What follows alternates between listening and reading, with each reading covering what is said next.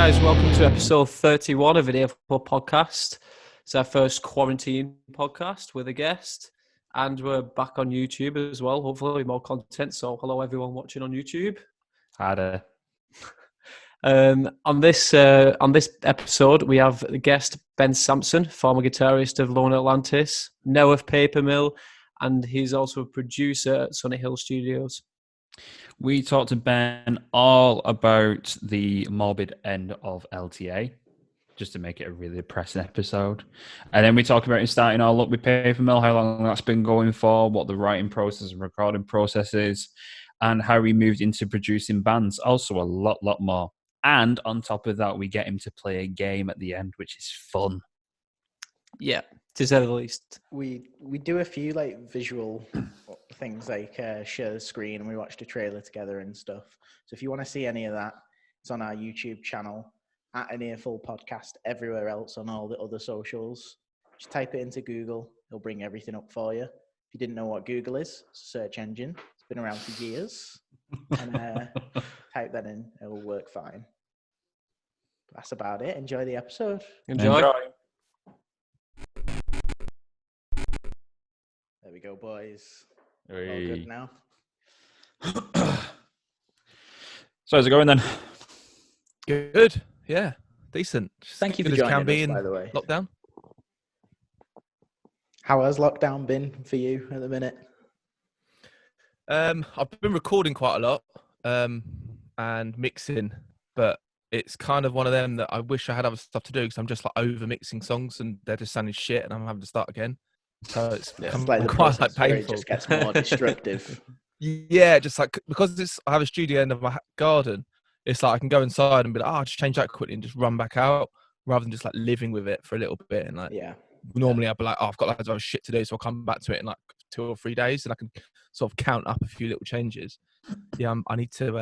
My wife's getting stressed because I'm just playing the same songs in the house while I'm cracking chicken.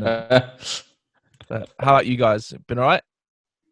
It's not bad, yeah. I'm struggling. Yes, This is something that might interest me, actually. I struggle at the minute separating home from work because I'm doing it all in the same place. How's that for you? Because you've got a studio all the time. I've always been quite good at like structuring like my life a little bit. Like even with LTA back in the day, like Michael's used to be like, how can you like just like have a weekend? Like it's all the same to you. You don't have a real job. And I was like, I always like being like Monday to Friday, not do anything on a Saturday, chill out Sunday, then go back to it. So I kind of just try and structure my day a little bit and sort of come away from the studio at a certain time, not just like go on forever. I'll just be like, right, I've done that enough today, move on. Because otherwise you can just get in a weird mental state, I think. There's times when mixing, you'll be so far in, come back the next day and think, what on earth was I thinking? Yeah. Yeah. But let your ears rest, haven't you? Exactly, yeah. And the thing I keep doing is I'll be like, oh, it's a nice day today. Like I'm going to chill out or like do some garden shit, like just not doing any studio stuff. And then I'll be like, I'm just going to put something in the studio quickly and I'll put something in here. And then I'm like, oh, let me just, Then I'm like, oh, let me just quickly do that change. And then I sit down and then I'm in here for like 4 hours and then I realise it's like 6 o'clock. I'm like, oh shit. And the missus is like, what are you doing? Yeah.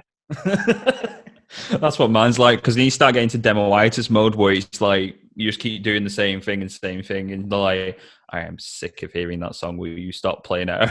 Yeah, it's the challenge of like you can think it sounds good in relative to itself. That's one thing in mixing. You're like, cool, it sounds balanced, it sounds nice, and then you go against like comparing, and then you're like, well, there's a bit more like low end and everything else, and then you've got to sort of try and adjust your mix to like cater for when it's being played on Spotify, like one after the other in session. And that's when it becomes difficult. And that's when it becomes a fucking headache, because then you start going against your kind of instinct of like, well, I wouldn't have actually put this much bass in, but I feel I have to now, because otherwise it's going to not sound as bassy as the next track that comes on our playlist. And that's just horrible. And the best thing is when you don't have to do that and you just bounce it down. And you're like, oh, lovely. This is great. But then that all depends. Mixing's horrible. It's depressing. I heard that Spotify have a thing where if you're not hitting your minus 14 LUFS, they won't even like push your track or promote it. It's like a real strict. I don't think that's true, because the paper mill stuff we did, it was fucking slammed up by a mastering guy, like to the point of like just pushed and pushed, and all they do is there's like a loudness penalty website you can go on and put your track in. It just pulls it down by like 12 dB or something. Oh, really? And I spoke to Dan Lancaster, who does mixes loads of stuff and mixes loads of LTA stuff, and I was like, "How are you mastering now? Are you slamming it, or are you like?" He was like, "I'm just fucking slamming it still." That's the best way. That is the best way. They'll put it down. They can't. If you and I'm part of there's I don't know if you guys anyone on Control Room. Yeah. So like there was a big discussion a couple of weeks ago on that about mastering and about what happened, and there were some big masters on there that were saying, if you submit something with that to a label and with what they say recommend, you just would never get a job again, because it would just be so quiet compared to everything else. Yeah. So I think it's just about. I always think master it to I think what's happened now is you can master stuff and not absolutely smash it. If you wanted a bit of dynamics, and it wouldn't be like drastically different on these platforms. But I quite like a sound of something fucking going dot, dot, dot, dot, dot, and hitting into a limiter. We're all used to that now with like rock music. Everything you listen to is just being like bus compressor on it, limiter on it, inflator on it, and just being like you can feel it going like to the top. Yeah, it kind of gives you that kind of energy to the track. You start taking it off and bringing dynamics in, I just think you'll lose a bit of that like proper. You'll get like a loud hit of a drum, but you won't get that kind of like pulsating, which because I think that also replicates when you're in a room or you're like you're in a gig and it's fucking hitting you. Your ears are naturally compressing anyway because they can't cope, and it almost replicates a bit of that really when you listen to music at that low level. Yeah. I had no idea. So we're going a bit tech now, aren't we? I don't know if this is, we're going a bit to audio. Mind blown. Educated. So it's probably the best setup you've got, where you've got a studio literally at your house. Because I think, to my knowledge, the only two people that I know as like musicians who have got the setup at the end of the garden is you and Ant from O Wonder, where you've literally just got this off thing built to the bottom of the garden. It's like the best setup. When theirs is not, mine's not as stars as theirs. But we recorded with Ant some demos for our third album years ago. Really? Fucking good guy, and I really like him. And I'm so pleased he's done what he's done, because he worked so hard, and he gave us so much advice, because when he was in Futures, he signed a major deal, and then we signed a major deal. And I remember he said one thing to me, and it was so true. He said, when you sign a major deal, one thing you need to remember, that is the start of the hard work. Then is when you can't take your foot off the gas. That's when you need to be right, what's everyone doing? Everyone thinks oh, we've made it, we signed a major label deal. And it's like the polar opposite. He said that, and then we almost took our foot off the gas and didn't listen to him. But I wish we had. Nah, man, his guitar, that's one of the go-to guitars that I've always wanted. Is that 72 thin line he's had? Yeah, in, that natural wood color. Yeah. That's the shit. That is the shit. I used to like Futures. I thought they were a good band. Oh, they were banging. Yeah, they're really good. They were a solid setup. So we may as well start talking about Paper Mill then. Yeah. Because this is your new thing. So is it actually named after your local pub? Yes. Well, not local to me anymore. My old house, it was local. So there's the kind of story. Actually, I don't actually know the real story, but in Hemel, there was a paper mill that was around for years. And closed down, but it was sort of part of Hemel was, big in that. And there's a pub was built kind of around the area where they closed down a lot of the factories, and they named it the Paper Mill. And it's just a pub that you kind of come out of the Apsley train station, which is in Hemel, and it's like quite a kind of commuter's pub. People go after a beer after coming back from London and stuff like that. And it's quite swanky. I wish it was a bit more dirty and a bit more like fucking punk rock, but it's not. It's like a bit more finger food. You know what I mean? It's not really like. But it's got some nice beers in there, to be fair. But yeah, it's just named after that, and it kind of feels that's kind of like factory sort of working class kind of vibe. I think it works quite well with the music and kind of what we're trying to do. I was trying to be quite careful coming out of LTA and kind of how it's perceived by everyone, which I think the message has kind of got across in what we've done. Was there a dread though when you did that? Obviously, going from Lower Atlantis to starting all over again, there must have been like some daunting aspect of, oh shit, everyone might be basing their opinion on this project from Lower Atlantis possibly, and then you've got that other factor that doesn't usually come into starting a new band. You've got that pressure from the previous thing. Yeah, like I wanted. The ideal plan was I started this 4 years ago, so Wow. it was supposed to be kind of in between self-titled LTA album and Safe and Sound. We were going to like release something, and it was going to be like, oh, this is this sort of side project thing. And it just took, because of touring and different commitments, it just took so long for us to get together. And I almost took kind of exactly what you're saying. I was so precious of it, and I wanted it to be so perfect. I wanted it to be, and I was like, no, because I wanted to do an album. Like, let's just go first thing people have, like, kind of like what Frank Carter did when he was like, just boom, an album, and you're just like, wow, there's like a fucking body of work straight away. And I was like, I'm in the position to do that because I've got a studio and record, and it's not going to cost anything, so let's go with that. But then that takes time, so we had to wait until we felt we had the whole album ready, and then it just pushed back and back and back. And then that time we decided to call it a Day with LTA, and then I was like, well, this is going to have to come out kind of off the back of it. So I just thought we pushed it back a little bit more because of that. And then we were like, we're not going to do an album straight away, but we'll push it out a little bit at a time.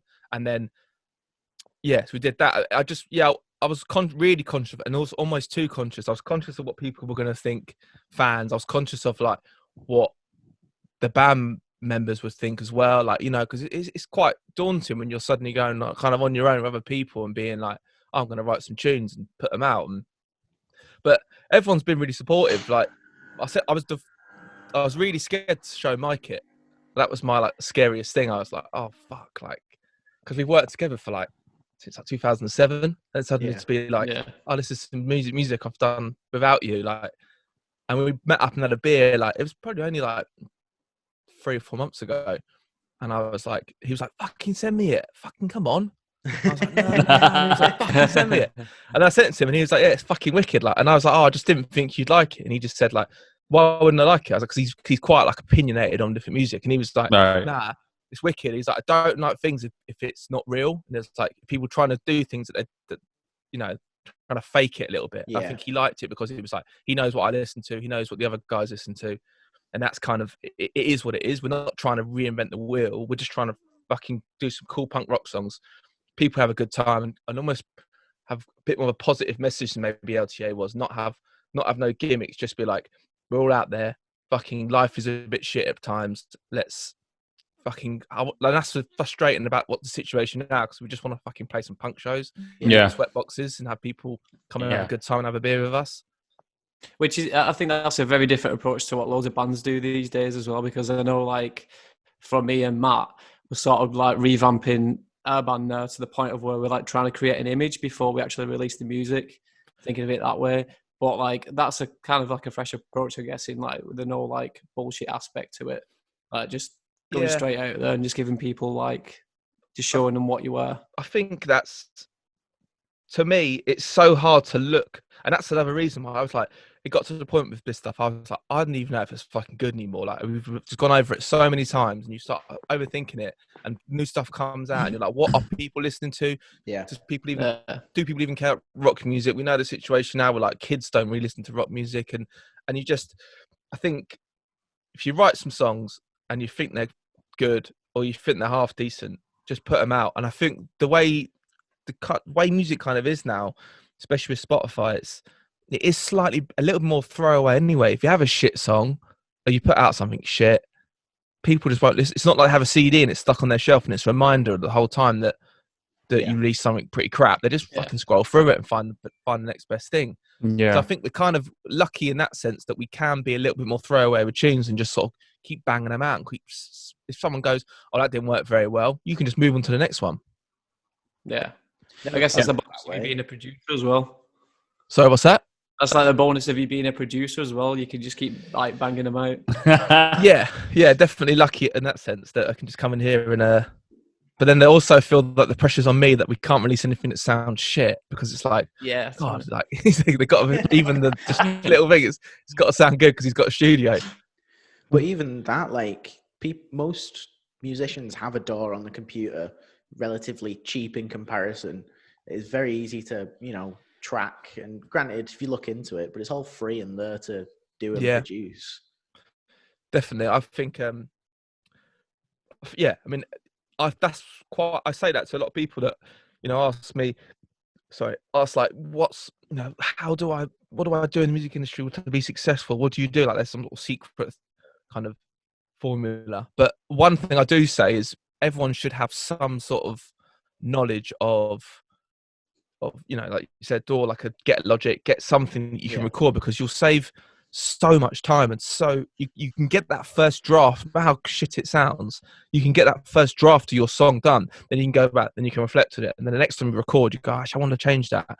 Whereas other people come in the studio that they have no experience in that, and this is their first chance of recording that song, and it's like you could have gone through this and done this, and it'd be, this could be draft 3, 4, off that same track. Better. It'd be better. Yeah, you would have all those little mistakes, or another time as well. Let's try that out. Let's try this out. Yeah, you should have that creative aspect in the studio, but you also want to be like, well, we kind of know what it's going to sound like. Now it's just about nailing the takes, because you can layer things up and put fucking things all over the place as production. The song's no good. The song's no good. Yeah, you ain't gonna get it. It's not going to really grab. I mean, it might grab a few of people like us that like a bit of production. We might go, that sounds cool. But the general listener is listening to the song, listening to the vocals. Like, with you being the producer as well, do you find it kind of a struggle of getting that second opinion on like other creative ideas you could put in? Because obviously you're writing the stuff as well as producing it.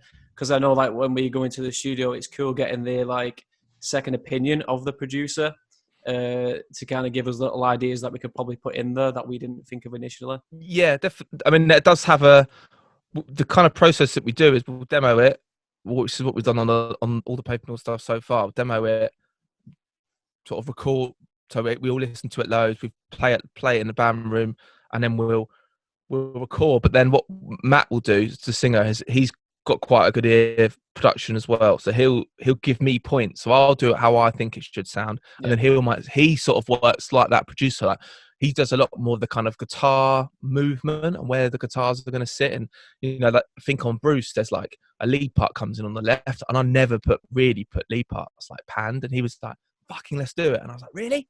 And he was like, fucking comes in on the left, it comes in loud, and I was like, all right. And now it sounds wicked, but I would never have done that unless he would have said like, fucking let's do it. I think to go back to that as well, like with what we're trying to do, it's kind of just straight up punk, so it almost less thought process on it the better, because you can overthink it and put loads in. So we're trying to just be like, the thought process to recording as well was like, if it sounds good and there ain't like loads of no mistakes in it, obvious mistakes, we leave it. There's no like timing up fucking chugs or anything. It's just like, it's just played in, and that's kind of the magic of it, because you can lose that. And I think sometime before, this is a really good thing to think about as well. Like, if you think about production and how metal bands will make everything sound really tight, that stems back to like in like the 80s and 90s, when it was, you couldn't achieve that. So the best albums were like that because they had like fucking 6 months in a studio. So that was why that was considered like, that's fucking amazing. Whereas now anyone can go and do that. Anyone can go and like edit guitars to sound like a fucking robot's playing it. It's almost like it doesn't have that same effect now when you listen to a song, because you could listen to any band wherever they've got like 10 plays and all their guitars can be chopped up, edited, because that's just someone sitting on a computer time. So, and I feel that sound is dying out, and I think that's a good thing. It's going to be a look back on this in 10, 15 years and be like, oh, that was the time that everyone chopped everything for an inch of its life and tuned vocals so they sounded like keyboards, and it will just be like categorized in that, because the best records ever have mistakes all over them. They're fucking action guitars and vocals slightly out. It's like, it's part of the magic. Yeah, I think it's like two main key things in terms of like songwriting for being in the band. One is demoing the shit out of it, whether there's like a demo 1, 2, or 3, Yeah. and to then fire around it. But then there's also having that other person or other members of the band to bounce back on. Like when we've worked with, like this time around, we worked with James from Death Havana. Like having that bounce is crucial. I don't like it where it's like, this is my vision and no one else can look at this vision. That's the only thing. I think having that outside perspective is such a crucial thing in terms of actually being a musician. Is like it needs to be there for something to be a good song. Yeah, it could just be those little tiny things like, oh, triple track the lead vocal in the chorus, and you'll be like, really? And you're like, yeah, just triple it, and it just pan it a little bit left and right, and then suddenly it's like boom in your headphones. It kind of like just thickens up a little bit, and it's just little things. Like, oh yeah, well, but harmony on the first and third line, and you'd be like, really? Oh yeah, that's what I always do. Those little bits you can take off people and just nick these little kind of that you.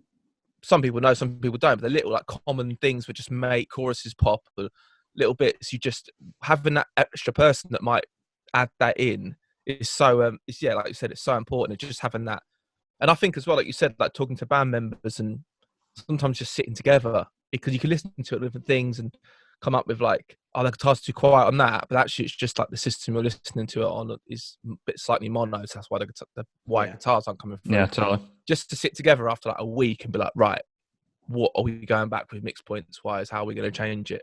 I think you can I'm guilty of it as well, overanalyzing mixes straight away. Yeah.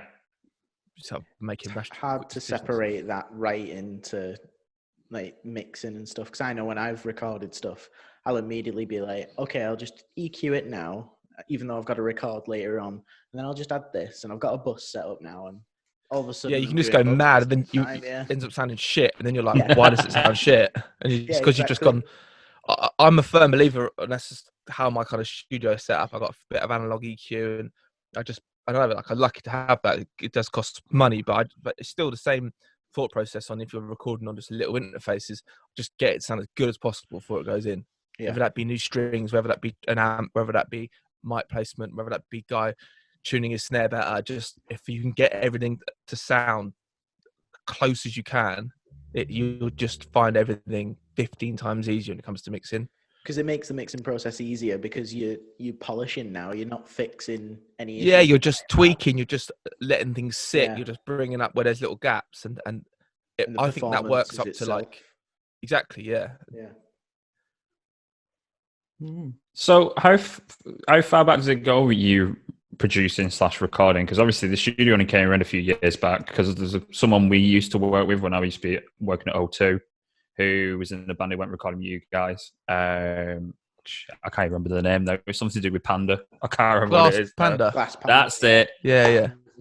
And they were like, "It's amazing! It was the best time ever." Things like they were like the first people to come in this one. Yeah. I hardly even had it set up. It was like proper like bodged together just to get them in. I was like, "Fuck, quick, chuck it all in."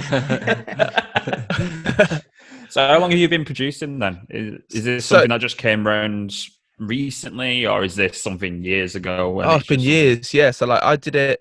It started. I went to uni just as we started LTA, like 2 years in, and I just got the loan and just bought like a Mac and just your Rocket 5, so you kind of basic startup kind of mixing setup. Did that, did all the demos for Far Q, did like a little covers EP for LTA. We just decided to do it like once, did that, I recorded all that, and then I did a lot of the recording in LTA, but I did the cut. Do you remember? I don't know if you guys would know, but like when we did the self-titled album, we did like a black edition, like a re-release. Yeah. So there was like 4 covers on that. I recorded them, produced them, mixed them. Cool. Then all the guitars in sort of like Here We Go and Get Over It, I did all of them, recorded them. And then all the guitars on the Safe and Sound, I recorded the bass and guitars for all of them, edited all the drums. So I'd work kind of with them. They were kind of like hybrid albums. I wouldn't really mix them, but I would track a lot of the stuff in the studio. Yeah. So I did quite a lot. I used to record other bands coming in. So I've kind of done it, for quite a while.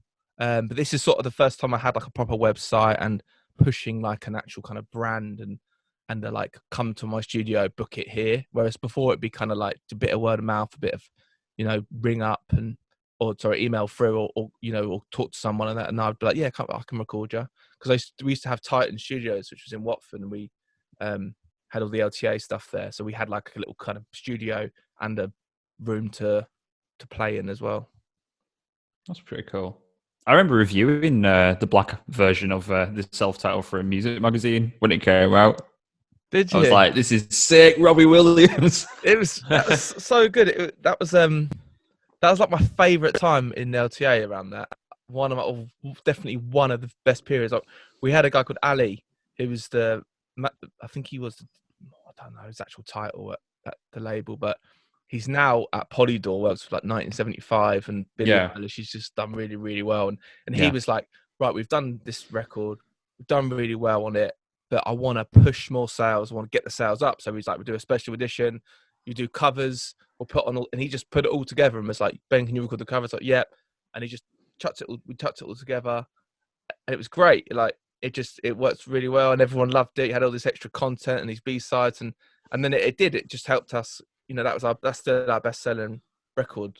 It was just really fun to kind of have this kind of little collection of tunes for all that little period of time that we put on 2 discs. Yeah, that cover strong was sick. I really, really like that. Yeah, but are you guys big Robbie Williams fans? Because I noticed there's a little like lyric as well. Like, come and have a go if you think you heard enough. Yeah, I don't even have to Robbie Williams. Well, I think it's got. I think so I was like, what? Mike was a big fan of that guy, Guy Chambers, right, who wrote that with Williams. But it's quite an LTA sort of sounding song. It's got some of those like major minor chords in. Yeah. So we all picked one each. So that was Mike's pick. I picked Tears for Fears, my mum's favourite song. Yeah. And then I thought, I love this song as well. I was like, I'm going to show this to my mum, and she'll be really like pleased. She might even cry, you know. I picked a song for her. And she was like, oh, that's really nice, yeah. I was like, Mum, I've just used up my pick. And he's like, not even care. Who picked Incubus then? Deck, and then Eddie picked 1,000 Miles. Yeah. So good choice. It was quite cool. Like, we just got picked tunes, and the way we always approach covers, we used to chuck in the track to Logic, and Mike would like stand there and sort of sing along, and we just pitched the song down to wherever it was comfortable. What range fit? And Eddie would just drum over it, and then we would just like build it from that. Sick. And we just like keep referring back to, what does that guitar do there? Oh, it does that? Okay, cool. We would just like build it from that track, and we used to do that on all of our covers, even covers that we did like for Made of Veil, like BBC and all the live bands. We'd use Logic and just import. It's a really good way to kind of build on the track and build up a cover without you actually really having to kind of learn it. Yeah, I like that. Yeah, it's different, and clearly it works.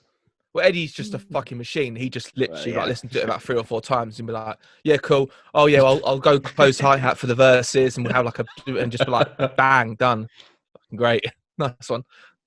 The handiness of having a good drummer.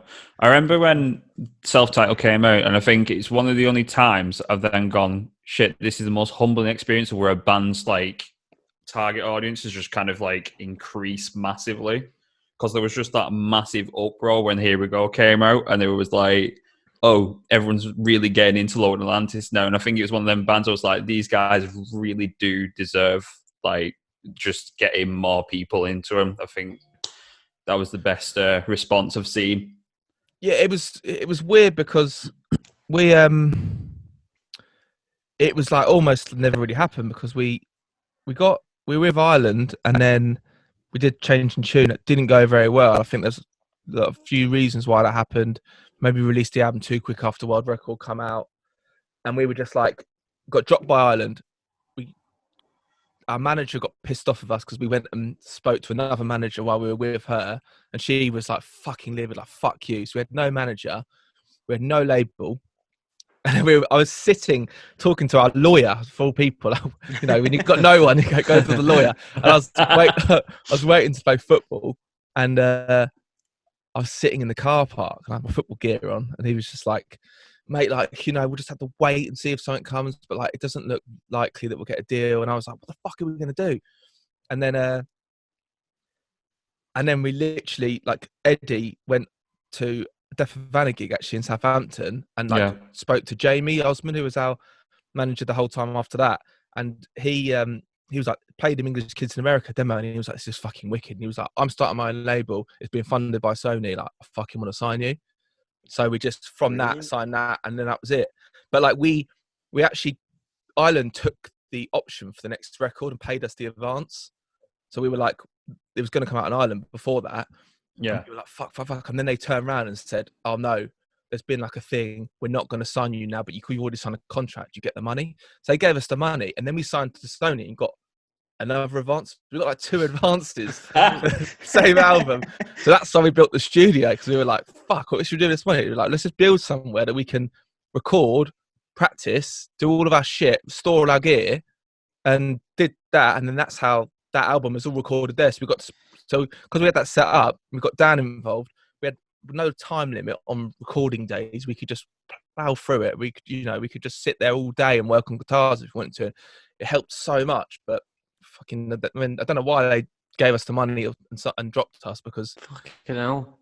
So you didn't even know them anything contractually, like you just got the money and they fucked off. we just got the money, because they took up the option, and by contract, we'd sign the paperwork. Yeah. But something happened where they had said, this is what they said, I don't know if it was a lie, but like, if you hadn't sold 50,000 albums, even if you've signed the contract, we're not going to take you on and keep you. So we were just like, okay. It sucked at the time because we were like, what are we going to do? But Right. it all ended up fine. I find that terrifying about major labels, the fact that they can just literally go, all right, that's it. Yeah, it is. I mean, I think it's hard with labels, isn't it? Because I don't want to say they're not, they're redundant now, because they're not, but because the experience is what your experience and the clout of being like you're on the label. But a lot of them, or they all pretty much just subcontract out. So say you have a label and you need a radio plugger, they'll use this person. If you need written press, they'll use that. So they're not all part of the label. The people doing the work are nothing to do with the label, and they're just banking it. So you almost be better to just go, right, well, let's get a 20 grand loan for the bank that's going to cost nothing, and we'll just spend it on these people, make this video, and then if it pays off, you're just going to get all the money back, especially for Spotify now. You'd be better, like if you look back on, that's probably what we would have done if that was then and we got dropped. We would have done something like that, because it would have been you'd be laughing now. I guess good PR helps obviously a lot more, but that obviously comes within the label that they pay for and that. But they're just paying anyone. Like if the PR person wants to take you on, the company goes, yeah, I like it. Anyone can go and get that. Any band can go and get that. It's money and it costs money, but the label's just paying that money out of what you sell anyway. Yeah, they'll drop you, but it depends, doesn't it? If you have that, if you feel confident in what you're doing, and that it can, if you feel like if you've already got a fan base and you need 20 grand to do a campaign, then and you're confident you can recoup it, and you might as well do it yourself. It's crazy, isn't it? Just that moment is crazy. It always reminds me of I remember hearing a story of Trent Reznor coming off a major, doing it independent, and then when he was halfway across the world, he saw loads of bands' posters in this record store, but not his own. So that was his reason for going back to a major, because at that time they had that distribution. It's about the worldwide distribution. So, that does help. If you can maybe do it in your territory, but then you may be able to outsource, or you can license it out to different labels throughout the world. I don't know how 1975 did, because they got Dirty Hit, haven't they? That's their own label. So they must do something similar to that, where they're licensing it and distributing it through something else, but essentially it's their label. I mean, they must be cleaning up. Yeah, it must be for that. But just to revert back to LTA then. So when the announcement of the final shows came around, it was a bit abrupt. Did you know that it was going to be that this was set months before, or was this literally like a snap decision where it's like, right, these are the last shows, this is it? Or I think so to rewind a little bit to where we got to that point, we did Safe and Sound, and it didn't have the same radio support as Self-Titled did and Black Edition did. It didn't have, I don't know, it just didn't feel the same. Maybe like you look in hindsight, maybe it was too soon afterwards. The problem we have with a lot of this, I suppose it might happen for a lot of bands, is, when you're trying to pay wages, you need to almost be quite active until you get to that level where you're like banking, and you can just go and tour, make loads of money, that you can be like, oh, let's have 6 months off and do nothing. We weren't never at that level. We always needed to bring in an income in. So we always felt like we need to do another album so we can get an advance, or then we can go and tour it, and then and that maybe when you look back on it was the reason why. So we did, we were straight out the next year with another album, just like bang, like next album out. And I feel sometimes you need to have like a year when you don't hear about a band and you almost forget about a band, and then when they come back, you're like, "Fuck, have you heard that new song?" And if you don't have that, and they just keep bankrolling out, you never get that another, like you said, that injection of people like liking your band again. Yeah. And I feel like that was a bit of a kick in the teeth for all of us. We did some good festivals at the sort of summer after that, but we held out and did the Shikari tour. I don't know if you remember, like, we did a support with Shikari, so we had like kind of a year. We couldn't really play any UK festivals, not a lot, so we kind of lost a bit of that here, where we were sort of absent for like a year whilst our album was kind of out. And then we did like a club tour, like a underplay tour, and we kind of thought it would, like, oh, well, we'd done Brixton on the headline run, and we thought this is just going to fly out, and it did do well, but it kind of was a bit of a realization of where we're at now after all this work, trying to play like 500, 600 cap rooms in some of them. And I know they were in really obscure places, Pontypridd and stuff, but you're like, if you've been a band for like 12, 13 years slogging it, you kind of expect it in your home country. You should really, with the support we have, be able to go anywhere and sell out a room. And that was a bit of a kick in it. And then I just think it was just that years and years and years of like slogging it and trying.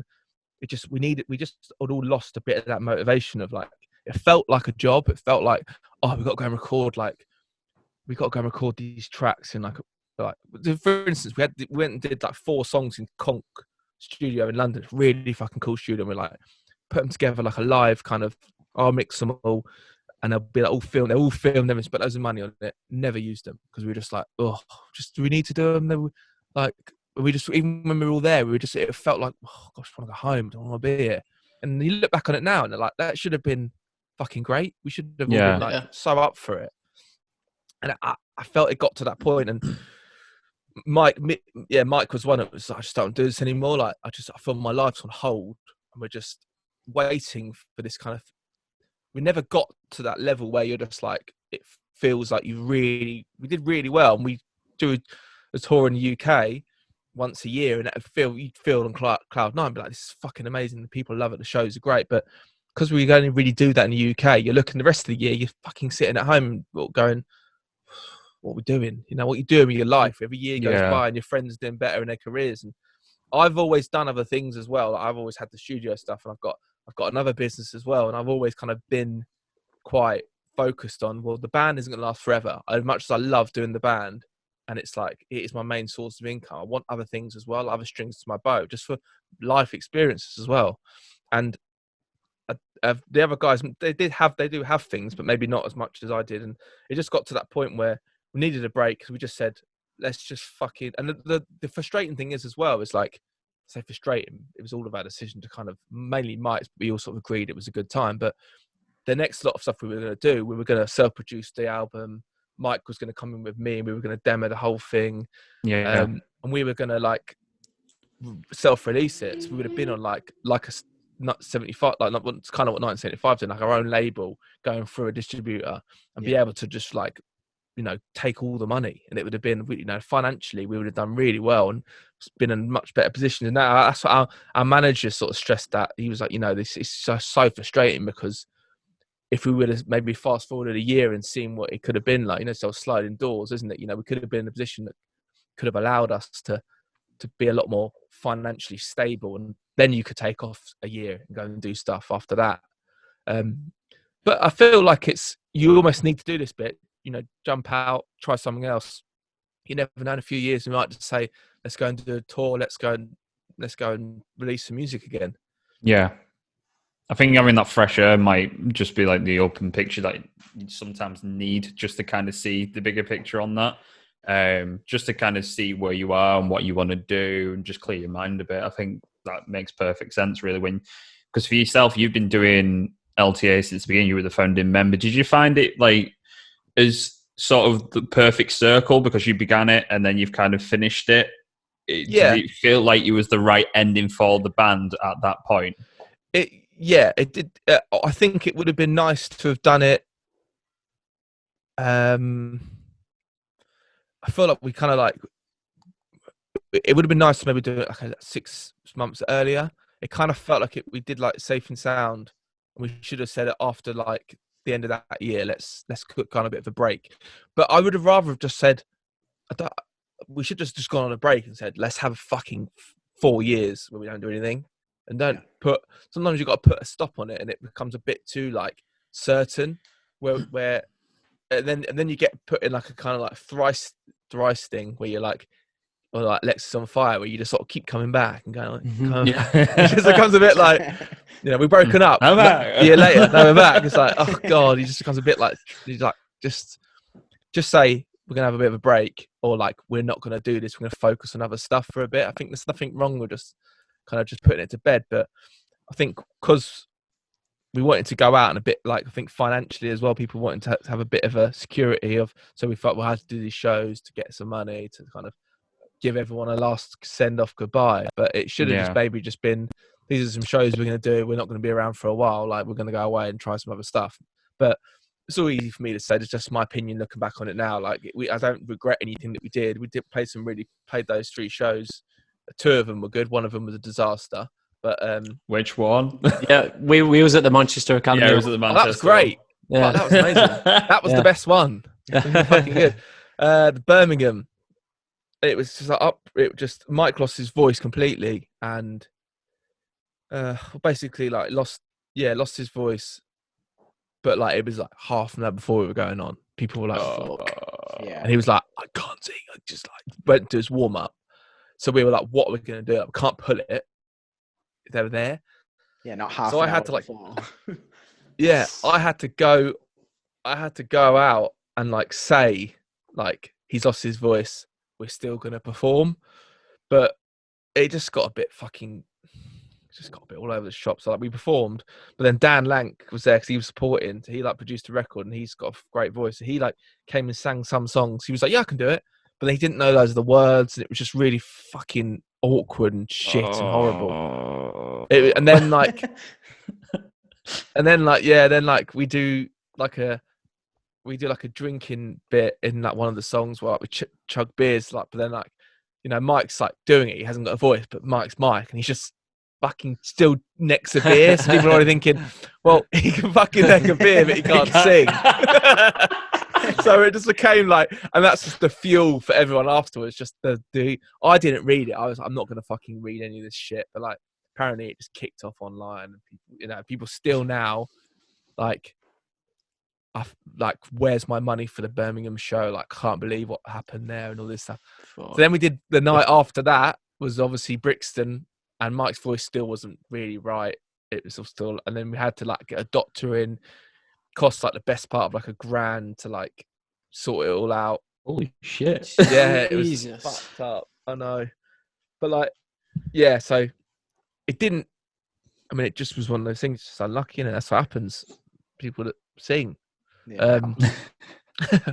I didn't think it helped as well that we had like 6-7 months off, so he'd not sung, and it's like the analogy you sort of say is like, it's like being a weightlifter and then like having a year off and going in and trying to deadlift your like the heaviest one you've ever done. Yeah, being like, you're going to get injured, aren't you? Yeah. Like to go out for like an hour and a half and just go boom and sing and scream and shout and run around, you're going to be fucked. Like, at the end of the day, it's muscle, isn't it? Exactly, yeah. And we can rehearse, and it's never the same though as that. Like I felt fucking my neck was awful. Like, we hadn't played a gig in nearly a year. I was fucked.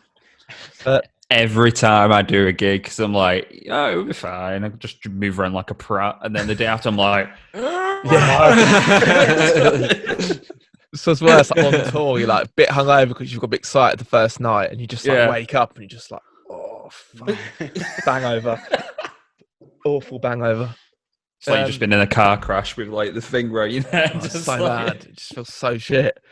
But yes, I think I can't remember what the question was now. I've gone off on some full circle. Yeah, so I mean, yeah, it does feel a bit like that. And I think as well, like I feel a lot more. I'd lost a lot of like kind of love for it. I just couldn't be bothered anymore by the end, and I feel now I feel I've got that back. I've got that back a lot more, and I would have thought it's mad if someone had said to me like 5 years ago, like, oh, you'll break up and you'll start another band and you'll just want to fucking do it. I would have been like, no way would like that happen, because Yeah.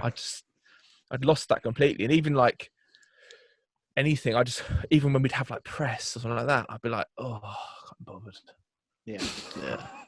Rock sound, like, oh, it's a I can't job be asked. there. But like now, like fucking rock sound, like I'm on top of like, yeah, let's fucking do it. It's you can lose that love, and it's the same as anything. I used to people, and it's almost like frowned upon. Like, you can't moan about this. You're doing something amazing. Like, how dare you moan? I go to work, and it's like, well, I love going to Fort Park. Don't get me wrong. I love roller coasters, but I wouldn't want to go to every fucking day. Yeah. Good way of looking at it. That's a good analogy. I wouldn't want to go there. After 2 or 3 days, you'll go, fuck, can I just sit at home for a day and chill out? Do we have It's to? the same with at some anything, point? though, isn't it? Yeah. Like, it's like if you practiced every single day or whatever task you do, it's like drinking coffee every single day and it's your only drink you ever have. You're going to get sick of it. There's nothing wrong with that, mate. Oh, it's not wrong with that, but like, we're all equipped. But yeah, I think that's the same with anything, though, isn't it? Yeah. You have to love what you're doing as a job to be like, yes, I really enjoy this. But sometimes you kind of get past that point and then forget what you kind of have with that. I think Sean Smith's one of the guys that mainly talks about that with on Sapnim, where he's like, I'm determined to stop bands from breaking up, because as soon as you break up, you're going to regret breaking up, and then when you have that itch to go back into music. I think if you're a creative person, you always have that itch. Yeah, I know what you mean. I think as well, like with LTA, like you'd see bands like, we just wouldn't want to do the things that they did, like, you know, going to tour in America for like 6 weeks, 8 weeks. Like, we got to that point where we just didn't want to do that anymore. We didn't want to be away for that amount of time, sitting there going like, oh, I miss home, or miss football, I miss watching football, like having that. I do quite like that routine of life. You know, it's something that I've always quite liked that. I think the rest of the guys, especially me and Eddie, we always had that kind of thing where we both like being at home, or like doing that. Yeah. And you know, you see bands like for instance like Don Broco, and they would be fucking out there in America like 2 or 4 on a tour, and they'd be there for like 6-7 weeks, and like, we don't want to do that, and they're going and doing it. So it felt like we shouldn't do this if we're not prepared to go and do that.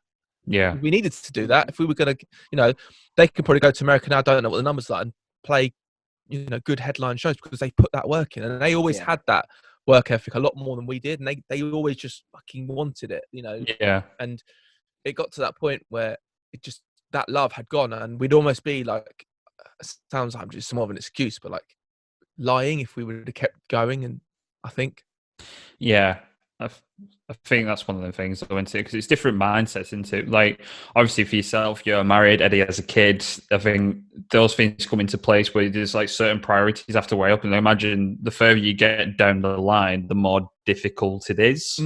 I think you've got to get to a certain level for it to, you know, if you, I mean, we were close to that level. You know, you think about having a kid, you're going to play a festival, and your kid comes along, it's all nice, and they've got little ear, you know, you see them little ear things on, and they're running, you know, their fenders, and they're running, oh, how cute's that he's coming to see his dad.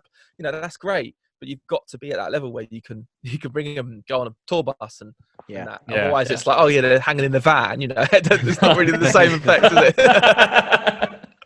But I say that my brother's in the band, he's just had a kid, so if she comes and sees us play at festivals, she'd have to be in the band. But I feel with this, it's almost gone back to that. There isn't any, because it's so early with the paper mill stuff as well. But it's like, we can go and do a support tour, whereas LTA, it's like, we can't support because then it affects the next run you're doing, and it's some you know, tactical move. Whereas now it's like, fuck, we can go and do a 10-day UK support tour with some cool band, and just be like on second, and just have no pressure, and just go and do it for 10 days and stay in a few travel lodges and go out and sprint, and it just be like, I don't know, something about that. I know it sounds coming from like doing tour buses, but something about going and do that again is, to me, I wouldn't want to. I'm not saying I would want to do it 6 months of the year, but if there's like 2 or 3 tours a year where I can go and do that and play some cool shows, that's to me so exciting. I just love that idea of that. I think that shows the difference between, like you say, it being a job and it being fun, and it's just a show to go and enjoy. Yeah, no one's thinking about the next lot of tours.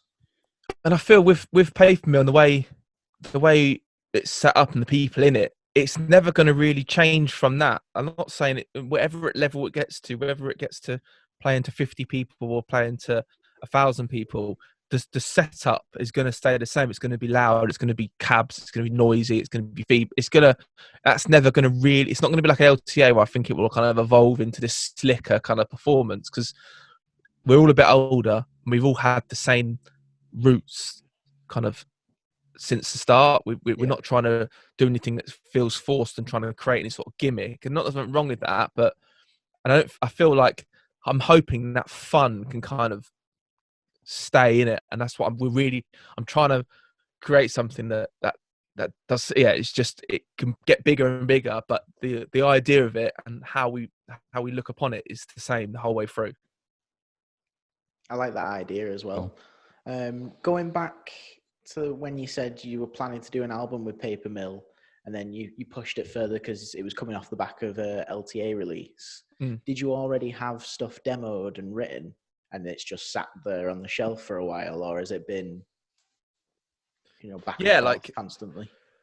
It's been, well, it depends. Some of them were written, so you think we started it 4 years ago, so some of them were written 4 years, 3 years, 2 years, one. So it's kind of just been, it's been a case of building those songs up to now. Like the ones we've released, for instance, Bruce was written in my old house, and I've lived in this house since like December 2017. So that was written, must have been like in 2017. And it's funny you said that, because my mate, I've got two of my best friends. I'm in a group with them, and they're like, it was interested in what I'm doing, and I said, I've just done a Paper Mill mix like this week, and I sent it to him. I was like, what do you think? And they were like, fucking hell, man, you're like really banging out some absolute bangers in this lockdown. I was like, I wrote that 4 years ago. I was like, it's fucking ages ago. That was one of the first songs we wrote, and he's like, Jesus Christ, man, this lockdown's doing you some good, innit? I was like, well, in that position, I always have a thing of, if I've written something and I've spent time mixing it, I've heard it so much that I'm bored of it and it's not as exciting anymore. So I either delete it and never do anything with it, and it just sits there, or like Time Now, I'll constantly be changing it. And I think the best thing to do with that is, just from experience, I'd say, is some of the shit demos you can so easily be like, oh, that song's crap. Like demo of Bruce sounded awful. It was like 20 BPM slower. It was like, it was really slow. It was like, fucking, this is boring. And then, so when we recorded it, I'll just speed it up a bit. Let's do that. And then it becomes something else. It feels like a new song you've never really worked on. And then I think as well, I was saying, I can't remember who I think I was talking to Matt about it the other day. I was like, it's strange though, a song like Bruce, we were thinking right up to like a month before, what's the first song we're going to do? Because I always find it very difficult to invest in a band off like one song. You've heard one song, like, is there all their songs going to be like this? Are they going to be heavier songs? Is this their heaviest song? It's very hard to like be like, I like this band. You need to have like 5-6 songs out to be like, yep, I like them. And like it, but then I think you put like a bit of artwork with it and some promo photos of it, and then it almost like comes its own sort of entity in itself that becomes a lot stronger. So the song itself becomes stronger because you've got this visual that goes with it. We did like a little lyric video, and you watch the lyric video and you see like the factory stuff, and it just becomes that like brings a package. A song. That brings a song to me. It's been from a release point a lot more. I get a lot more confidence in the song once I'm like, cool, I can see it all together, and I hope people are going to get this now, because so I think you can never really know that until you've gone through that whole process of like recording them. And that's what we've done with this Paper Mill stuff. Like, we've got 16 songs and we are finishing all of them, and then so we finished like 8, and then we picked 6 for the EP. So now we've got 10 that we're going to pick another 6 for the second EP. So it's kind of go with that process. Every single song has to be the best you can make it, and then wait, sit there with a beer, play it to a few people, and then be like, well, cool, what ones are we going to use? Yeah, That's cool that you've got that all backed up as well, though. Like, you've got it all planned ahead. 'Cause, Yeah. that gives you time then to obviously like promote it and whatever else into all of it and things. Yeah, well, that's what I'm doing the second EP at the moment, and the first EP hasn't even come out, so it's kind of we're quite a lot far ahead of ourselves. It's not a bad thing, though, is it? No. Nah, it's good. It's good. Like I said, it's causing me a fucking headache. Tweaking. I know with us, Matt, like when we did Major Mind, it was in the studio for ages, and obviously it was being wrote for a while. But we got to the point where we just got sick of hearing it. So like when it came to like performing it, I don't know, it was weird, wasn't it? It was just kind of like I still fucking hate it. Yeah. Like every time we play, I'm like, I think it's well with me because the other guitarist who's now left Oxbloods wrote it, and because I had absolutely no involvement. And then I think when we recorded it, I did an octave take, and that was it because I was at work. So then when it came to playing, I was like, I have absolutely no connection to this song at all. It's like trying to like go on a lad's holiday or something with someone that you just don't know or something like that. I think it was just like no connection to it. So as soon as we start gigging again, it's going. That's my plan. Speaking of gigging again, what do you think gigs are going to be like after this? Do you think... I know this is such a weird and odd question because we could go on and on about this, but are people just going to jump straight back into it and be like, yep, let's all group gathering, let's go? It's just impossible to tell, isn't it? What is going to happen? Weird, isn't it? I know. It's depressing when you actually think. I mean, I don't think anything's going to change. We can keep... I get annoyed with my missus. She talks about it. We go on dog walk, and she's like, like, what are we going to do? I'm like, there's no point even worrying about it because there's nothing we can do until there's a vaccine. Yeah. Life is going to be like this, isn't it? Yeah. Because even with you might be able to have someone in your house, and it's still going to be like you can't really go near them, and you've got to wash everything. It's almost going to be like there's no fucking point coming around because it's just effort. Yeah. Too much effort for it. Gigs are going to be one of the last ones, aren't they? Really. Yeah. If you think about what they involve, sweaty, dirty places when you're all close to everyone. Yeah. Everyone coughing and spluttering and stuff like that. And it will be shit, and especially in rock, it'll be shit, wouldn't it? Imagine going to a gig and stand 2 meters apart from everyone, not do anything, Pits would be interested. And then, and even like, the band members, you go to a rock show and they can't come like 2 meters. They've got to set their mic, their stand. It will be crap. Yeah. Yeah. So until they've got it like fully sorted and people are confident to go out, it's going to be a year, innit? At least. Easy, yeah. I saw something. Sorry, Pearson.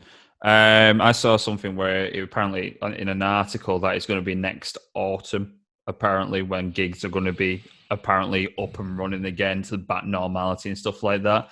If it is that long, my God. That means like Download Festival is like not even on for like 2 years. No. Which I thought it was weird when all this was happening, all these other like gigs and that were being like cancelled, and it took Download Festival ages to announce that they cancelled it.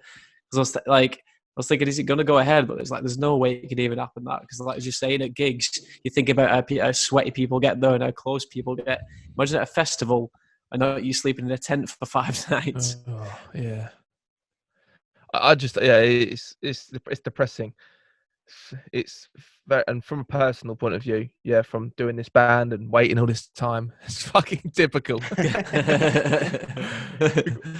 But I mean, I've got to look at the positives. It might be the point where we can build this and then come out of this and be able to play a headline show, which would be fucking cool. The first gig would be like a sold out Sweatbox, which would be cool. Yeah. So, I'll be right. and then also as well, I think we all need to make a conscious effort, and I think people will, just to like go to gigs as well. Like I'm sure everyone's going to be missing it, but I'm going to try and just go to like 2 or 3 gigs a week, and just fucking keep going out there and just like supporting shows. And you'd hope there's just going to be packed out shows and people,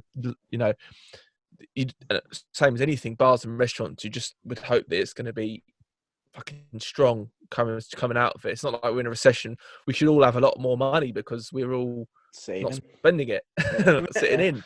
Yeah. I'm spending my fucking money on joggers. Keep buying joggers because I'm like, what else to buy? On plants to my garden. That's it. I'm like a fucking 70-year-old man. Just missing your slippers. Flat cap. Oh. I think that's peak quarantine, isn't it? Like when you start like discussing the garden, I think you've hit that point of adulthood and quarantine where it's like, I need to look at those plants. I need to arrange them plants. Hey, I do that. I'm ashamed to admit I do like a bit of gardening. I think I did it. I actually made a conscious effort last week to actually sort out the garden, and I was like, I'm actually enjoying this. And I then reflected upon myself and was like, I'm enjoying gardening. I'm becoming my dad. Yeah. I do. I quite enjoy it, the achievement of a little tiny plant being fucking just some big fucker after like a year. You know, like, I fucking put that in there. I like the idea of it. I like the idea of it. I've just moved house and I've got my own garden for the first time. No gardening tools, and I can't get any at the minute. I bet you can. watching B&Q's this. open now. Yeah. Is I it? went there yesterday. Yeah, Right, yeah. Okay. I might have to risk outside and Yeah, it start takes growing quite long. some. It's a social. It's the same as Tesco. You've got to queue up, but it's once you're in, you're in. Fuck me, when you walk up to the supermarkets though and you see that queue, you're like, fuck's sake. Like you can't like estimate how long you're gonna be, because it's either gonna be like I'm gonna be stuck here for an hour or it's gonna be like 10 minutes and I'll be in. But I always like go down there, see how long the queue is, and if it's like too long, I'll just come back home and then come back another time. Are you doing Tesco's shop? Tesco, yeah. Yeah, I fucked that off straight away. I did that Yeah. once. I was like, never again. It was literally the worst day of my life. Well, I went to go to Aldi the other day as Yeah, well. Aldi's the one. Well, we got there though, and thing is, like, I forgot you had to have the pound coins to put in the trolleys, and we didn't have any pound coins to put in the trolley. So it was like, well, the amount of stuff that we need, we can't carry like 4 baskets. So it was like, fuck this, we'll have to go to Tesco.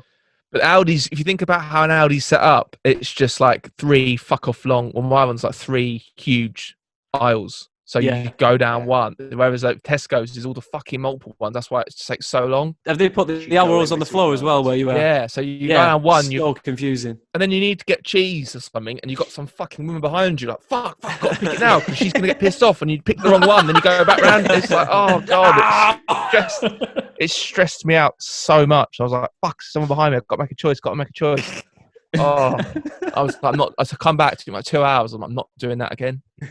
So now I'm just Audi. Well, it took me about like 3 or 4 like goes around the veg aisle to find the ginger the other day, because I was going around and I was like, mate, I can't find it. So I was on the phone to my girlfriend. I was like, there's no ginger in here. Like, and I kept going around the veg aisle over and over.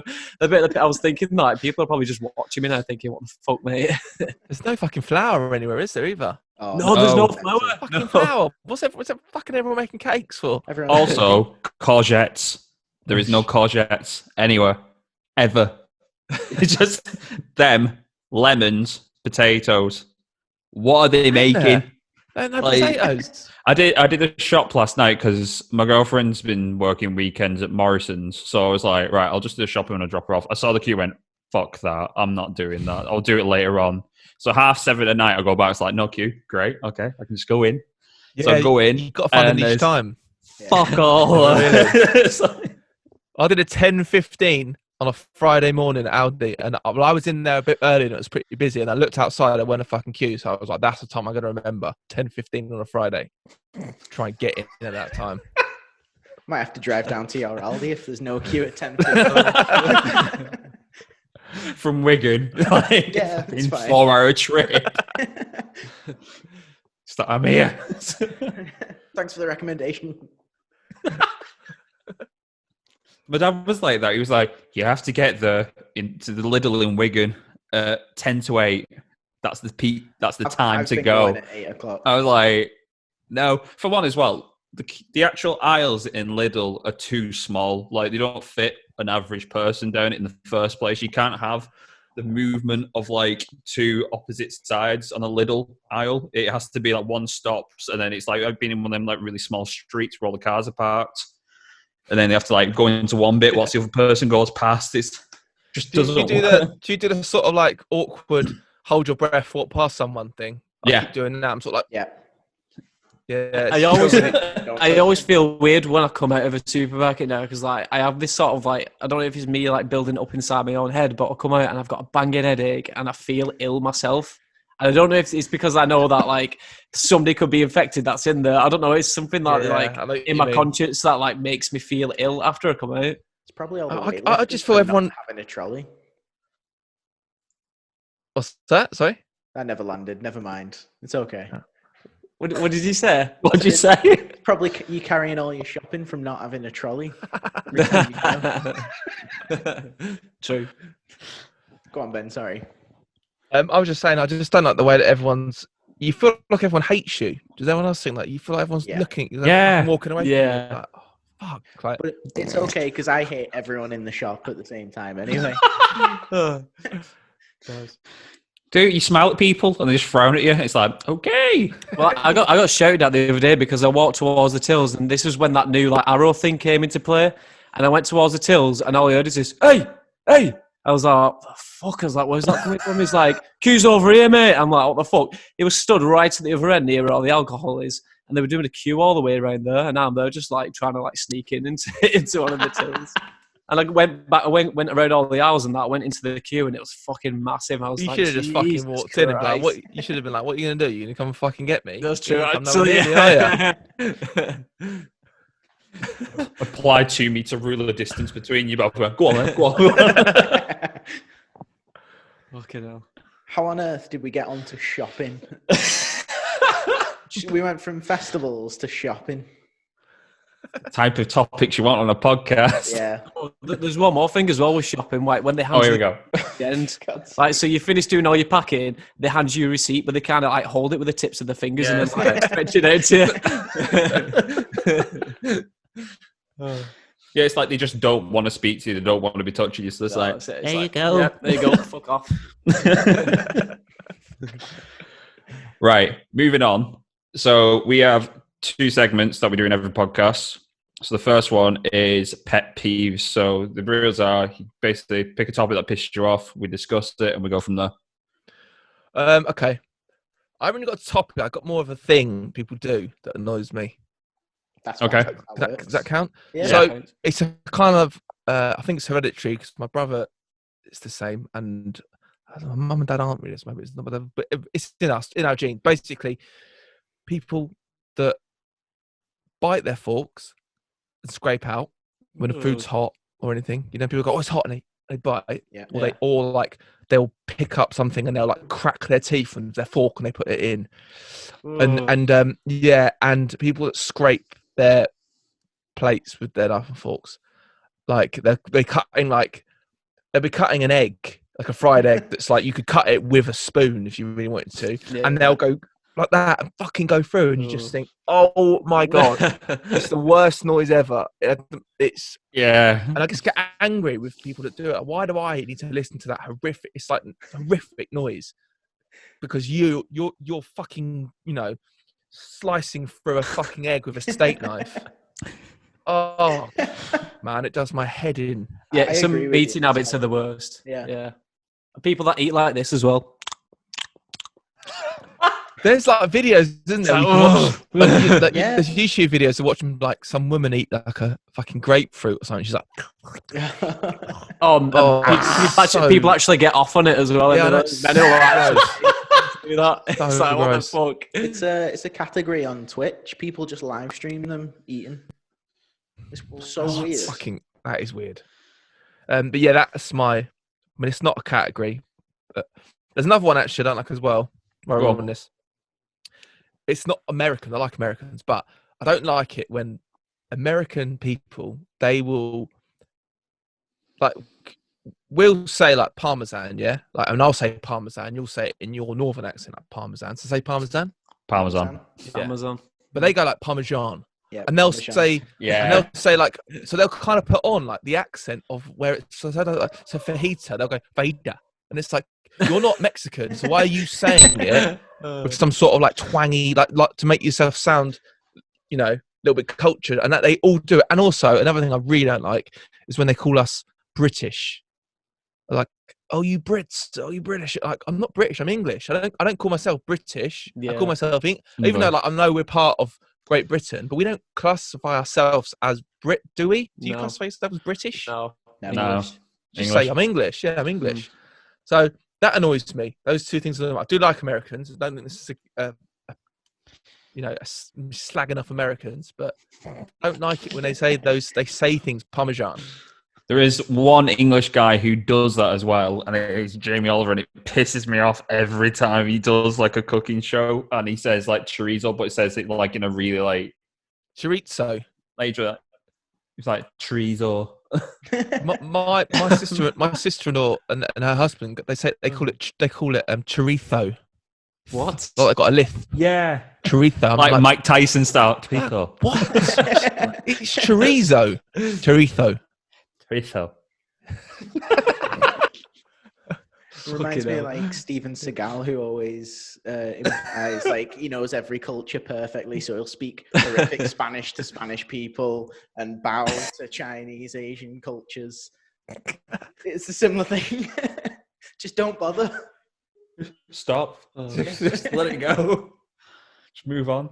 So that's what annoys me, basically, those two things. It's interesting that they're both to do with certain sounds. Yeah.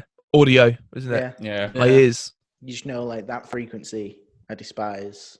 I was on Brick Lane, and I was having a curry, and I don't know if I wasn't in Brick Lane. I was near Brick Lane anyway, in that area, East London, and there was someone on the other side of the room having a curry, and me and my brother were there, and because both my brothers don't like it, and we were both like, "What the fuck is going on over there?"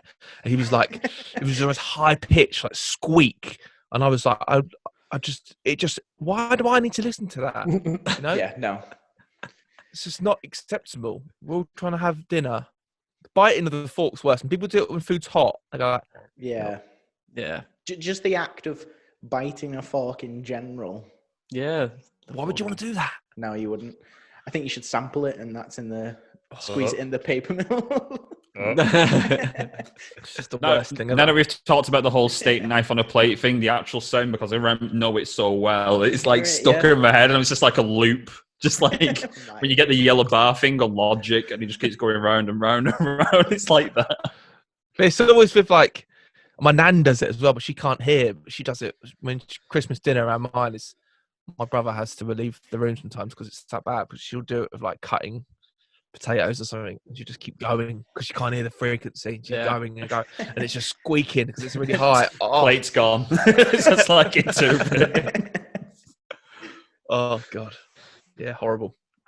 No, No, the second. Oh, go on. No, I'm gonna say it pisses me off when I'm cutting into a steak though, and it slips, and all my potatoes just fly off my plate. Does anybody else have that problem? Yeah. It's like, fuck off. See you later. You want the steak? You ain't having meat. Oh, I was in the most Wigan accent on the planet.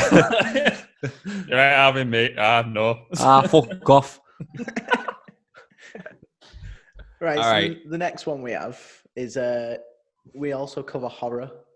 So what is your favourite scary movie, if you have one? It's okay if you don't. No, I do. It's actually not. You're probably going to go, "What? That's mental." But I think it's. I was a kid when I watched it, and my older brother, he's the same. He finds it really scary. We both can't watch it now. It's Sixth Sense. Oh, no, I'm fine with that. So scary. Yeah.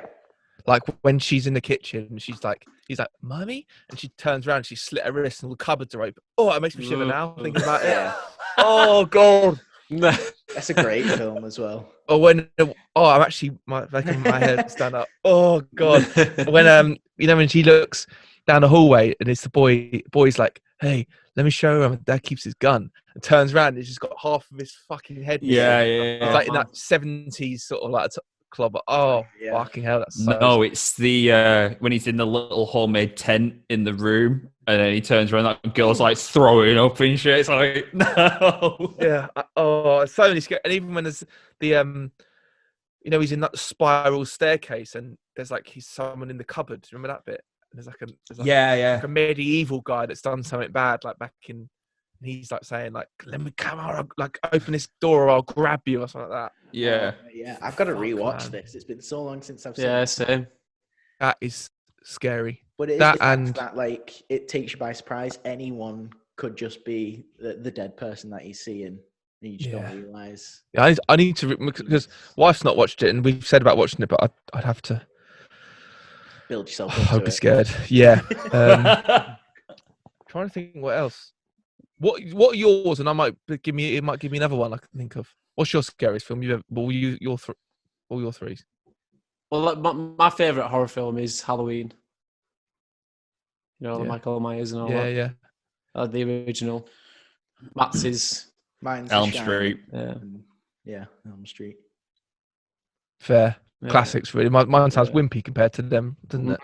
No, because not at when you all. actually look back at them, it's like I think it's the memory of first watching them rather than when you watch it again. Because when you watch it again, you either know something a bit more about it because you've looked into how it was made, or it just looks a bit outdated. What's the best new horror film you've seen? Is there any recommendations the last couple of years you've like watched that? That's great. I've got 2 recommendations. The 2017 It was Yeah, brilliant. that's Yeah. great. And Doctor Sleep. Although I've just said my favourite film's The Shining, that's really good. To be fair, I've the seen new Halloween was good as well. Yeah, it was. I've seen both of them, Doctor Sleep and they're both good. Did you like it? Yeah, they were good. Have you seen the French film on Netflix or TV series? It's really fucking what's it called? It's got a woman's name. Oh, it's so scary. First episode's one of the scariest episodes I've ever seen. What is it about? So basically, she's like a horror writer, a book writer, Yeah. and she's written these books, and she's like quite famous. And then this girl from her hometown comes to one of her book signings and says, like, you need to like keep writing because she stopped writing. And basically, her mum has got like this girl's mum who was lived in the same town has got like obsessed with her and her books, and she thinks she's his character, and she's basically all fucked up. It basically starts off with this girl pulling a tooth out in the sink, and the old woman is. So some old woman with blood coming out of her mouth pulling this fucking tooth out. Oh. Just let me find it now. And I'll tell you what I'm it's just called. looking on Netflix right now to see if I can spot it. It's not Annabelle, but it's like that. So at first I thought you were talking about the Curse of La Llorona, is it? Something like that. I know that's on there. Hang on, Marianne. That's it. All right. No, I've not seen this. Watch. I'll tell you what. I can do it now. I can do this. Yes. I can show you this, and then I can do a. The audio won't work though, will it? It might do. I think I tried this yesterday. I don't think the audio does work. If I Audio switch doesn't it- work, but you can do it where you can optimize it for video sharing. Isn't it amazing that we can do this? Innit? I want to see Not your all faces bad. when you watch this trailer. Me and my partner, while you're getting that up, have been doing this thing where we just write down 7 horror films each, put it in a hat, and then we just pick them out. So we're not spending ages choosing what to watch on Netflix. And one I've always wanted to see is Carrie, and I've never seen it. I watched it the other day. That took me by surprise. I really like that. Is that There's lots of the original one? Yeah, the original. I haven't seen the original. I don't think. Oh, it's great. But she ruined it for me. She just basically said it's a horror version of Matilda. And I can't unsee that now. It's bang on. Touche. I think it's Ruined. good as well if you've not watched it. Surprise you. So the original's in the 1977, and they did a remake recently with Chloe Thingy from yeah. Kick-Ass. Good. Yeah, it's pretty good. It's like an artsy horror film, but it's like some of the parts in it are just fucked up. I don't know if you can hear through my mic, but my dog has started snoring. So if you hear a random snoring in the background, it's my dog on his bed, like this way. If I share this, if I do a screen share, can you see this, or can you hear it? Try it. Hang on. We've done it. Here Really? we go. We Yeah, got man. there. What was the There trailer? we go. It's going to be it's in French, but you Right. can watch it either with subtitles or obviously like Yeah, dubbed. with it dub. Yeah, right. Here we go. Ready? Here we go. Cette chose me suit dans mes cauchemars depuis mon enfance. Quelle chose? Marianne, C'est une sorcière. privée de corps et l'air, elle investit ton âme. J'ai écrit ces bouquins pour lutter contre elle. Et comment Lizzie se débarrasse de Marianne? Je sais pas. Depuis le début, elle est dans ma tête.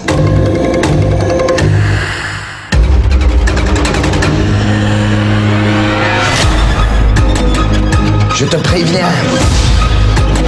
Je vais te punir. Et je respecte toujours mes promesses.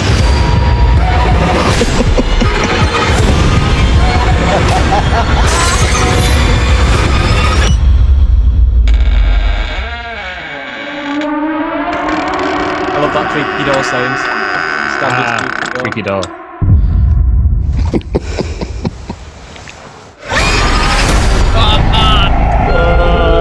That looks sick. Nope. That bit at the end. That made shiver. No. Oh. This does look good. Some of the scenes in that are proper Exorcist vibes, like with the lighting and stuff like that. I mean, it's not the Pretty greatest cool. series, but it like the first.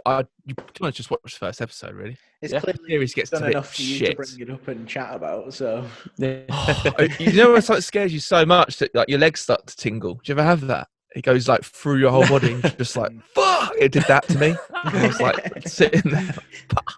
See, that's the best thing about horror. Like, no other genre does that to you. No, Like, yeah, I do agree. It makes you feel alive in a little way, which is cool. It's like it's so scary that it becomes like hysterically funny. Do you find that Yeah. you're like actually with like your mates that you're can't laughing? be real. Yeah. So yeah, laughing at it. I have like two mates, and yeah, we watch some horror films together. I don't ever watch on my own. I'd be too scared to do that. Yeah. No, I don't think I would. Uh, I watched. But sorry that took such a long time. But at least you now know you could show people trailers. Yeah. Yeah. Taking Yeah. advantage of that. Until we get a copyright strike on YouTube, would be great. I watched Misery for the first time the other day, and when you see, have you ever seen it? No. Oh, mate, I'm gonna ruin it for you because it's been long enough. But sledgehammer to the ankle, and you just see it fully bend the wrong way, and I had that feeling where it's like, oh no. It was My brother's got a real horrific phobia of neck breaking. Like he couldn't watch that. What happened there when that woman fell? He wouldn't be able to watch that. He has to ask every single. I have to watch things, and then he has to say, "Is there any neck breaking in it?" You have to okay it for him. Actually, Yeah, Ben, why are you here? Look who's here with us as well. Oh fuck! Do you just sleep in the room with that? No, this is like a spare room, but no, there's like a sofa bed in here. So when I've got guests over, they've got to deal with Michael Myers in the corner. That used to be in your bedroom at your mum and dad's though, because when I used to stay over at yours, then that used to be just sat in the corner. So when you woke up and you was on the spare bed on the floor, that'd be the first thing you'd see in the morning. Yeah, it was. Is there like a hallway like there? Where if you walked down the hallway, could you see him? Yeah, so if you had the door open, if you come out the bedroom or you turn left up the stairs, you'll see it. Yeah. Fuck. When I one of the recording sessions I did when I first started was at my mate's house, a guy called Joe, and he lived like near Birmingham. Where did he live? Shrewsbury. It's not near Birmingham, really, is it? But anyway, and his house was haunted. He was like, "This is haunted. Everyone's seen stuff in it, and the room you're staying in is where everyone's seen stuff." And he made me, on my own, stay in this fucked up, scary bedroom. Did you see anything? I bet your mom was I playing didn't see tricks anything. on you. But I No. just felt so horrible the whole When it time. gets built up and then you're on your own. Good luck. Ghosts scare me more than anything. I don't know why ghosts and zombies, not zombies, ghosts and like demons and that kind of possessed. Supernatural. That's like the kind of word. thing. That's just awful for me. Have you seen that they're doing live stream of the what house is it? Is it the Conjuring House? Conjuring Yeah, House. yeah. Yeah, this week, isn't it? It's like $20 or something. Yeah. I don't know. Do you think they're going to set some stuff up in there to like make The it like? defo going You know what I mean? To be Imagine- honest, what fucking else we got to do? We might as well. Yeah, fucking that's a watch good it. point. Yeah. That's I fine. think we found the next episode. But like, imagine being the people who actually live in that house as well, or like actually paid money to buy that house and they stay in there, like Fuck. knowing all this stuff went on. Like he's just crazy. No. Fuck that, yeah. No. Have you ever seen a ghost or anything like that? Me? Yeah. No, I stayed in this house in Cornwall when I was like 10, and my mum never said anything to us, but she was really, really weird there. Like she used to like be like, oh, like, can you come wait? Like, can you come? I've got to go to the kitchen. Can you come with me quickly? And I'd be like, yeah, why? And she's like, I don't know, just come with us. And then the day we left, she said, oh, there's been like loads of sights here of ghosts, and there's like a little girl that walks around and all this stuff. And I was like, fuck. But I didn't see anything, but it felt weird. It felt very eerie. Have you? I think I have, yeah. I've said this story on here before, but me and MGK in the corner there were... Oh, is he just left? Oh, he's gone. I didn't mean to offend him. You say one thing... Oh, I think he's had enough of the MGK comments since he died, is there? I know. Yeah, we were driving round, and I just passed my test, so we just driving around for the sake of driving around, having a catch up. And it was 2 a.m, and I'm driving around this corner, and as we do, on the corner we see a grown woman with a little girl just waving at cars, but there was no other cars around. So, like, as we've gone around the corner, go a bit further up, and on the left there is just a little lay-by. So I turn around and we go to check, thinking they're in trouble or do they need help. As we come back around, there was no one there at 2 a.m, and we were just like, nope. That's fucked up. So that's my experience with it, but it might not have been. She could have just ran off in the woods. I don't know. What they look like? The women and the little girl. What are they wearing? Like, I'd just say like standard normal clothes for our time. It wasn't like dated clothing or anything like that. Matty's asking you to invite him back in. Yeah, I already have done. But yeah, no, nothing distinctive that shocked me. What about you, Lon? Have you had anything? Do you know what? No, and I'm kind of disappointed I haven't, because I'm always one of them like, either that or I have, and I'm just genuinely that dim. I just don't actually see where it's happened. That would probably tend to be the case. Hey, he's back. Hey, that boys, I made the rookie mistake of not having my Mac plugged in.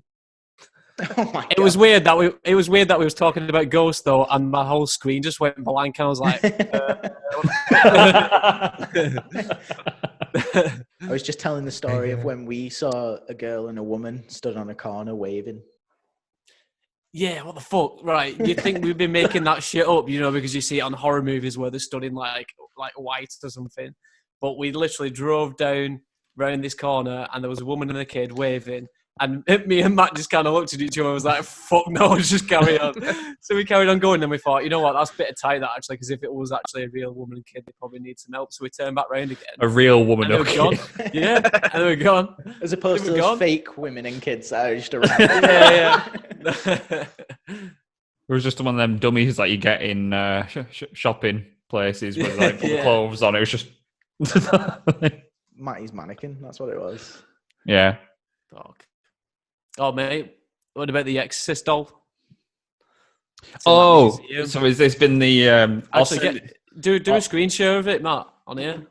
Since we're doing Look that at this, now that we know how to do it. Yeah. Give me more stuff to edit, thanks. It's basically like, do you know The Exorcist? Have you watched The Exorcist, Ben? yeah. Yeah, so do you know the scene where the girl's head's turning around like full 360? Yeah. Well, basically, the doll that they use for that, the full like length doll, is in a museum in New York. And we were saying like it'd be fucking weird, obviously being the janitor there. And as you're going round, you'll see that just on display in the corner. Like she's in a full dress, like obviously all the makeup on it and everything, and it does a full 360 turn. Fuck that. That scares the shit out of me. We were saying. I think with like films like that. Like with films like that, it's scary because like it could possibly be real if you believe in it, and like you said with Sixth Sense, like there is a possibility of that being real in a way if you believe in that sort of stuff. All right, here we go. That thing. Oh, Jesus. So that is casually just in a museum in New York. It's fucked up, innit? Oh. It's the face on it, though. It's just like. Wait for it. Them eyes. Nope. So, could you imagine being a cleaner at that museum at night and that thing's just there? Oh my god. You wouldn't be able to look at. You just have to like look away the whole time, wouldn't you? You just be like looking down. Yeah, It's I would. so messed up. And the fact that that thing's like 50 years old and like still looks pretty much intact is insane. It's fucked up. Nope. The scariest thing I remember, I don't remember what it was called. It was this 90s. It's actually a children's TV show. Goosebumps. No. It was like a normal TV show. They were like puppets, but there was one episode where I don't know what the fuck they were thinking, like making this story for kids. But there was this like woman kind of puppet, and they were kind of a bit, but they were sort of a little bit kind of lifelike looking puppets, sort of like almost like caricature looking. You know? Yeah. And one of them, like she was like kind of like a woman. She used to eat loads. It was like the running joke, which she'd always be eating. And there was one episode where they didn't feed her, and she went mental and went all like big, bulbous eyed and weird. And I was about 8 watching it upstairs in my mum's bedroom, and I was just like so freaked out, just like screaming, like, "Oh my god!" I'm crying. Like, what the fuck is going on? And my brother was watching downstairs, and he was the same. And we spoke about it like a couple of years ago, being like, I can't believe they put that in, like an episode. Yeah. Yeah. See if I can try and find it. I want to know what this series is now. Yeah, I do know. Let me ask my brother. Let me ring him. Hang on. Do you remember? Let me ring him.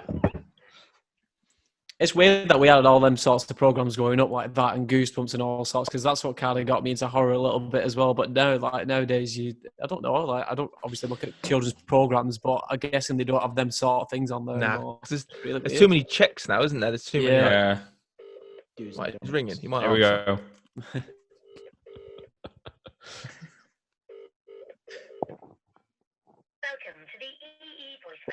Oh. I'm going to Google it quick. Hang on. I'll give myself 1 minute time. What was everyone else's first ever like horror? Well, one of my first, I remember, like, I might have mentioned it in like one of the earlier episodes, but it's when I think I was about 7 or so, and obviously Halloween was like one of my first. But I remember when I was really young, sitting down having a jam sandwich in my living room, and my mum or someone had just put it on the TV. You know, in The series. So Tim the original Curry one, Tim Curry, yeah.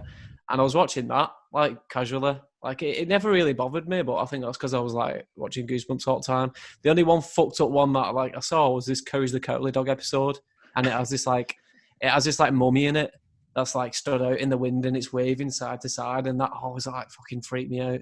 It's just weird, isn't it? Like from going to watching Goosebumps and it to like having Courage the Cowardly Dog like freak me out. But some of them episodes are messed up though. Like if you ever watch any of them. Goosebumps or Courage the Cowardly Dog? Courage the Cowardly Dog, more than Goosebumps sometimes. They're the ones, aren't they? The ones that don't expect to fucking Yeah. freak you out, and you're just not just sitting there, just chilling out, and then suddenly you're like, "Fuck!" Yeah. What was yours, Matt? I remember I was staying at one of my mum's friends, and she forced me to sit down at the age of like 8 to watch Kill Bill. Never seen anything like that before. Kill Bill. And it shit me up. I was like, what the fuck is that? Either that or did you ever watch the series Life on Mars? Yes. And it had a clown in it. Yes. Yeah, that freaked me out. That clown. Ah, man, that used to be creepy as shit. Yeah. It used to be the TV thing as well, wasn't it, in the 70s, where they'd have like with, the like, the technical static. issues, things like please wait, things Oh, like yeah, that. that's It was fucked so up. cool. No. Now it's cool. Back then, freaked me out. Oh yeah, totally. Mine was when I went away with my sister and my grandparents, and my cousin brought Jaws. I mean, we watched it on one of them like, little portable DVD player things. Remember 'em? We had the Yeah, screen, but they yeah. had the DVD player connected to them. Yeah. And I remember because the age I was then was the same age as the kid who got eaten at the beginning. So, Oh, like, no. I remember later on, I had the dream that And it you was never me went who got- swimming again. and I never floated in the sea ever again. But yeah, that was mine. And that one random Doctor Who episode where he actually had a jump scare in it with the statues. Oh, the angels. They're brilliant. Yeah. Oh, they man. were creepy as fuck. Yeah. It was just like the whole don't blink thing, and then you're expecting just like, oh, this is Doctor Who, it's Saturday. And then all of a sudden it's like, bam! It's like, Straight in your what the face. fuck is that? I remember one of like a Doctor Who episode that freaked me out, which was just a kid in a gas mask going, "Are you my mummy?" That freaked me out. Yeah, That's fucking Something- scary. Something about Isn't it? creepy kids, in it? Yeah, I fucking can't stand creepy kids, man. They're fucking, they always scare the shit out of me in films and Kids in TV. general. It's even in it when you're saying about when he's in the basement, he's like going, "You'll float too," and he's all, Oh, yeah. yeah. oh, that's so fucked up. That scene is fucked up. Pennywise coming out of the water. Oh yeah, that's horrible. And when he's in the TV show as well, it's sort of like 70s looking. Yeah. Oh, cool. Well. Yeah, that's fucking scary. Oh, isn't it? that is That's creepy. That. fucked. horrible. Absolutely fucked. I love like the subtle stuff in that movie, like when Ben is in the library. Not yourself, Ben, but Ben in the film, and it shoots to a different angle, and you see everyone in the library just staring at him. Oh yeah. It freaks me out that bit. Well, that stuff scares me more than like I don't really get that scared about like a guy in a mask like chasing people like a normal bloke, like killing people, like murder stuff. So I'm like, if he Yeah. came up to me, I'd just smack him with a baseball bat. It's more like ghosts and things like that they have the upper hand and they can like fucking Something we don't understand, and then it's like, yeah. Fuck, man. Also watching The Exorcist when I was 11, because that was like one of my first memories of like the Exorcist maze. Like that game that used to be in year 7. I remember that game. And and then the Reagan thing used to pop up, and I was like, no, that was horrible. And Have you seen that, Ben? No. Yeah. Oh. Oh. Right. Just type in, actually. I see what you're going to type in because it's fucking hilarious, honestly. 1 minute. You don't have to do this. Is it going to scare the shit out of me? No. Right. If you type in on Google, the Scary Maze game. I think you might have to screen share this, Ben. Okay. No. We just need to see his reaction. We don't So yeah. the scary Yeah. maze is what one is it? The YouTube video? So no, go on the actual game itself. So I'll go on the top link. It should say the Scary Maze. I think this is the one anyway. agame.com. Yeah, I think that might be the one. Your last once you start playing the scary maze. Oh no, it's gonna be horrible, isn't it? So click start game, and you've got to basically try and get your little pointer to the red mark on there. Dude, something's gonna happen. It's gonna fuck it. Is it gonna have other things shooting up? No. It is, Honestly, isn't it? No, you've just got to get to the red mark. Honestly, It's No not. comment. It's gonna have the fucked up people. have you started it? No. I'm scared. I'm scared. Alright, so I just pressed. What's gonna happen? So just click start game, and you're basically going to get your little like marker through the maze to the red point, and then you'll see on the next level. I don't wanna do it. Continue. What's gonna happen? Oh, I'm gonna click off it if it's bad.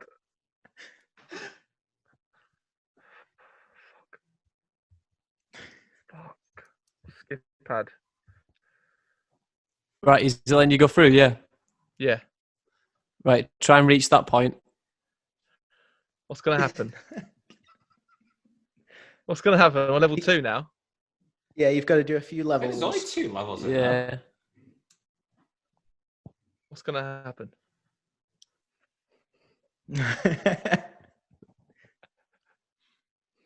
Oh, fuck's sake, play.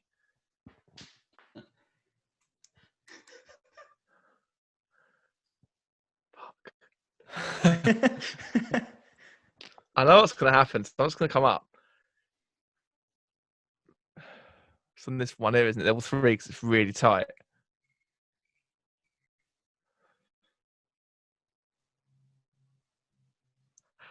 Concentration phase.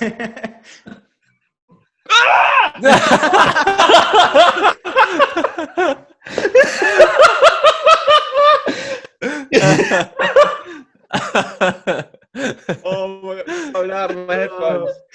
I was literally thinking that it's worse because you've got headphones actually on. Oh my god. Oh my god. Oh my god. So back to the story. Pete's gonna have PTSD from that. Yeah, it needs a minute. That's the to PTSD I had when I was 11 years old. You need to do that to every person that comes on here. Yeah. Oh, That was amazing. First thing they do. so just to warm you up and break the ice. Just play this game. Play this game. Oh, man. Shake up. I can't believe you actually did that. I would have just said no. I knew it was going to come up. But then I didn't touch the side though. Like I went around and it touched it. I was like, why isn't this working then? And it suddenly went. Fuck, man. Yeah, Some reactions on YouTube to it, and it's fucking hilarious with some people. Like, It's like some where people just punch the monitor. punch through the TV. Thank you very much for coming on. No, it's Yeah, all good. thanks a lot, for man. having me. That wraps Sorry up. for sending you that.